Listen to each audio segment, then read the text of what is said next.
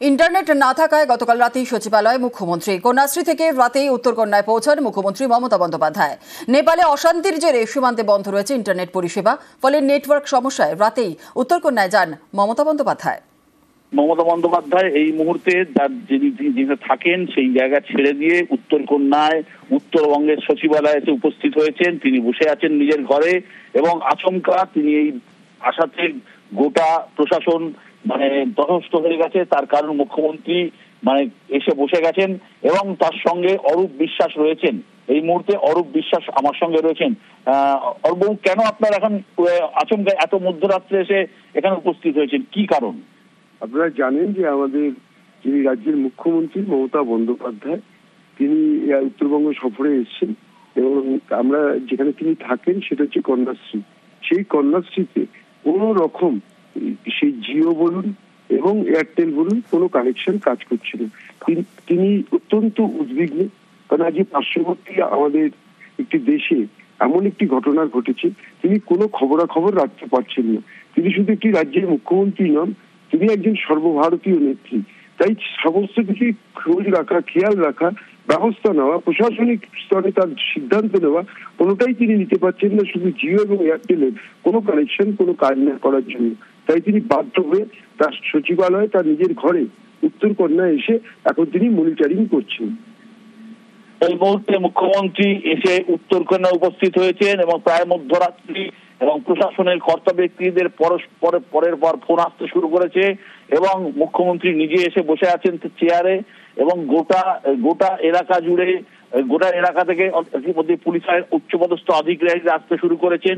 Police commissioner Sudhakar এসছেন এবং তার ডাইরেক্টর সিকিউরিটির যারা আছেন আইপিএস অফিসার তারা আসতে শুরু করেছেন। মুখ্যমন্ত্রী এখনো বসে আছেন এবং তিনি কতক্ষণ বসে থাকবেন সেটা জানা যাচ্ছে না। এবং অরূপ বিশ্বাসকে আমরা জিজ্ঞেস করেছিলাম যে কেন এসেছিলেন এবং কেন এসেছেন।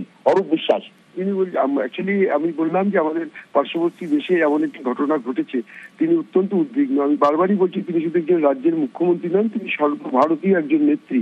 ফলে তিনি উৎকণ্ঠার মধ্যে রয়েছেন এবং এখানে বসেই তিনি সমস্ত কিছুর খেয়াল খবর রাখছেন এবং মনিটরিং করছেন। মুখ্যমন্ত্রী যেখানে আছেন সেখান থেকে নেপালের দূরত্ব খুব বেশি নয়, একদম সীমান্তবর্তী এলাকা এবং এখান থেকে তুমি জানো যে নেপালের যে পরিস্থিতি, সেই পরিস্থিতির থেকে এখান থেকে কাকরবিটা বলো বা পানি ট্যাঙ্কি বলো নেপালের খুবই কাছের জায়গা। সুতরাং তিনি খুবই উদ্বিগ্ন এবং যেহেতু কোনো কানেকশন নেই সেহেতু তিনি নিজের জায়গা ছেড়ে এসে সচিবালয়ে বসে রয়েছেন। বাংলা নেপাল সীমান্তের খুব কাছেই ক্ষোভের আঁচ। শিলিগুড়ির পানি ট্যাঙ্কি থেকে 200 মিটার দূরে হামলা চালায় আন্দোলনকারীরা, ভাঙচুর করে আগুন ধরিয়ে দেয় সাংসদের বাড়ি, অফিসে। বন্ধ সীমান্ত, বন্ধ বাণিজ্য।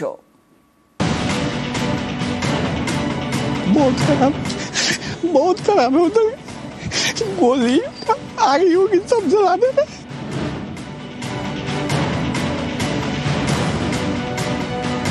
শিলিগুড়ির পানি ট্যাঙ্কি, এখান থেকেই শুরু নেপাল সীমান্ত। সীমান্তের খুব কাছেই ক্ষোভের আঁচ। পানি ট্যাঙ্কি থেকে প্রায় 200 মিটার দূরেই মঙ্গলবার হামলা চালায় বিক্ষোভকারীরা, তাণ্ডব চালায় সাংসদের বাড়িতে, আগুন ধরিয়ে দেয় সরকারি দপ্তরে। ওপারের অশান্তির ধোঁয়া দেখা যায় এপার থেকেও।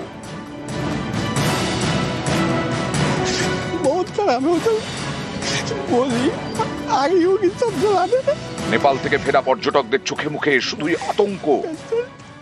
ওখানে অবস্থা প্রচুর খারাপ। কাল থেকে গোলাগুলি চলছে, ইট বৃষ্টি হচ্ছে, ওখানে তো রাস্তায় কারফিউ চলছে, র্যাপ আছে, প্রচুর আতঙ্ক ছিল, ভয় ছিল মনে কি করে আসবো বাড়ি, কি করবো। कल रात तक तो नॉर्मल था, बट आज सुबह से जो है प्रोटेस्ट होना शुरू हो गया था। मुझे लग रहा था कि जो बैंड किया है सोशल मीडिया इसलिए, बट नहीं। नेपाल ऐसी कंट्री जहाँ की सुविधा नहीं है और आप उनसे और सुविधा छीन रहे हो, तो फिर क्या करेंगे।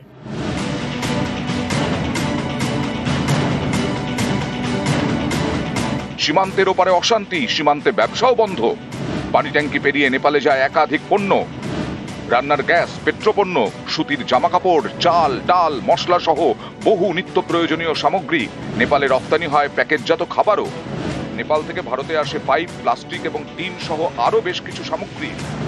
নেপালে অশান্তির জেরে ব্যবসা বন্ধ, যার জেরে রোজ প্রায় 10 থেকে 12 কোটি টাকার লোকসান হচ্ছে ব্যবসায়ীদের। একটা বড় ধাক্কা আসছে, কারণ এইটা ইমিডিয়েট হলো স্তীমিত হয়ে যাবে বা বন্ধ হয়ে যাবে এর কোনো কিন্তু সম্ভাবনা নাই। অর্থনৈতিক যে সংকটটা চলছে এই সংকট থেকে কিন্তু কেউই বেরোতে পারছে না। সোমবার থেকেই নেপাল সীমান্তে কড়া নজর রেখেছে প্রশাসন। মঙ্গলবার দফায় দফায় চলে নাকা তল্লাশি। প্রয়োজন ছাড়া ভারতীয়দের নেপালে না যাওয়ার পরামর্শ দেওয়া হয়। দু দেশের মধ্যে বিমান যোগাযোগ আপাতত বন্ধ। বাংলার দুদিকে দুই প্রতিবেশী, নেপাল এবং বাংলাদেশ। দুই প্রতিবেশীরই ঘরে আগুন। নিউজ 18 বাংলা। জলপাইগুড়ি শহরে লাগাতার অভিযান চলছে, ধরপাকড় পুলিশ নয় একাট্টা হয়ে ময়দানের স্থানীয়রা মাদক কারবারিদের একে একে ধরে তারা তুলে দিচ্ছেন পুলিশের হাতে।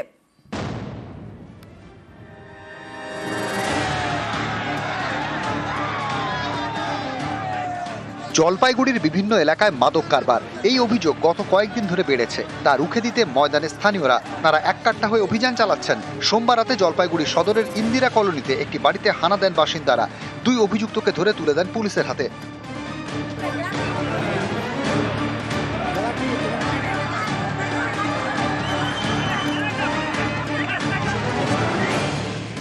জলপাইগুড়ি শহরের রেল গুমটি, সম্প্রতি এখানে ড্রাগ কারবার চলছে বলে অভিযোগ ওঠে। 1 সেপ্টেম্বর সকালে রেল গুমটি এলাকায় দুই মাদক কারবারির বাড়ি ভেঙে দেন স্থানীয়রা। এখানেও চালান ধরপাকড়।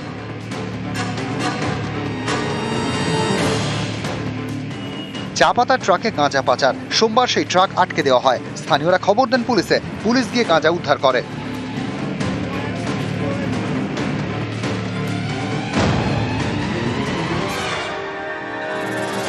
সোমবার রাত জলপাইগুড়ি সদরের ইন্দিরা কলোনিতে এলাকাবাসীর অভিযান। প্রাক্তন পুলিশ কর্মীর বাড়িতে চড়াও হন স্থানীয়রা, তার ছেলেকে ধরে পুলিশের হাতে তুলে দেন। আমরা তো চাই যে আমাদের পরিবেশটা সুস্থ থাক, ভালো থাক, কিন্তু কিছুদিন থেকে আমার এলাকায় খুব দারু বিক্রি হয় বাড়ি বাড়ি। এই যে ড্রাগস এগুলো সব এখন দেখি, এখন এগুলোও বিক্রি হচ্ছে। একটা পুলিশ অফিসারের ছেলে, সেও বাড়িতেই বিক্রি করে। এইগুলো নিয়ে আমাদের ছেলেপেলে এখন একটু সচেতন হয়েছে, ওরা এখন এইটার প্রতিবাদ করতে চায়। আমার বাড়িতে যে ঘটনাটা হচ্ছে এটা হচ্ছে প্রি প্ল্যানিং ঘটনা এবং এটা ইন্টেনশনালি করা হচ্ছে। আমার পাশের বাড়ির 3 দিন আগে যে ঘটনা ঘটছে ওটার সাপোর্ট করানোর জন্য আজকে আমার ছেলের নামে চক্রান্ত করে করছে। মাদকের কারবার হয়, ব্রাউন সুগারের কারবার হয়, এই যে অভিযোগ, এটাকে কি বলবেন? এটা সম্পূর্ণ ভিত্তিহীন। সে খায়, আমি টের পাই, জানি, বারণ করি, যার জন্য রিহ্যাবে দেওয়ার চেষ্টা করছি। জলপাইগুড়ি থেকে পিনাকি শীলের সঙ্গে শান্তনু কর, নিউজ 18 বাংলা।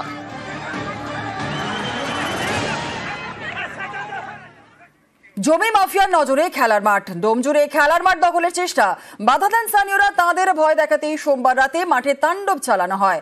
অভিযোগের আঙুল বিকাশ কর্মকারের দিকে, তিনি অবশ্য অভিযোগ মানতে নারাজ।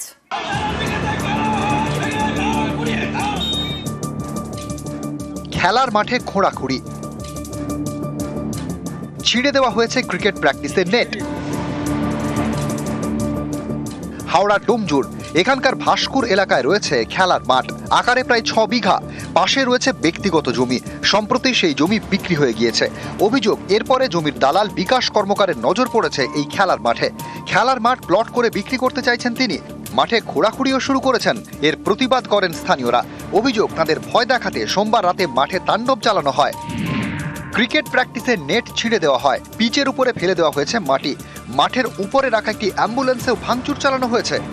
এ নিয়ে ডোমজুর থানায় অভিযোগ জানান স্থানীয়রা। কিছু অসাধু ব্যবসায়ী, জমি ব্যবসায়ী, দালাল যাদের বলা যেতে পারে, আমাদের মাঠের আশপাশে জমি কিনে, অল্প দামে জমি কিনে বেশি দামে বিক্রি করা, সেই লালসে মাঠ হাঙড়দের মতন তারা মাঠের ওপর চোখ পড়েছে। আমাদের খেলার মাঠ পিচকে যেভাবে কুপিয়েছে, একদম খেলার অযোগ্য করে তুলেছে।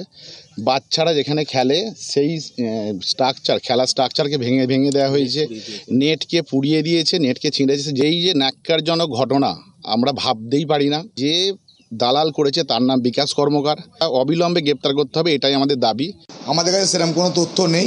আর আমাদের নান্না গ্রাম পঞ্চায়েত, শান্তি গ্রাম পঞ্চায়েত, আমাদের গ্রাম পঞ্চায়েত এলাকায় কোনো মানুষ জমি কিনুক, কোনো মানুষের কোনো জমি দখল করবে, এরকম আমাদের গ্রাম পঞ্চায়েত এখন নজির নেই। আর যদি এরকম কোনো কিছু হয়ে থাকে, নিশ্চিতভাবে আমরা প্রশাসনের দ্বারস্থ সে ব্যবস্থা গ্রহণ করব। ওরা হচ্ছে নিজেদের মাঠকে নিজেরা পিচ করে ফুটিয়ে করে আমার নামে একটা সাজিয়ে ওরা করে, হ্যাঁ নিজেরাই করেছে। ওরা সব কিছু একটা গেম সাজিয়েছে, গেম সাজিয়ে পুরো সাজিয়েছে গেমটাকে, সাজিয়ে আমার নামে অভিযোগ করছে। হ্যাঁ, থানায় গেছিলাম আমি, ওরা তো আমার নামে কেস করে যেত। হাওড়া থেকে দেবাশিস চক্রবর্তী, নিউজ 18 বাংলা।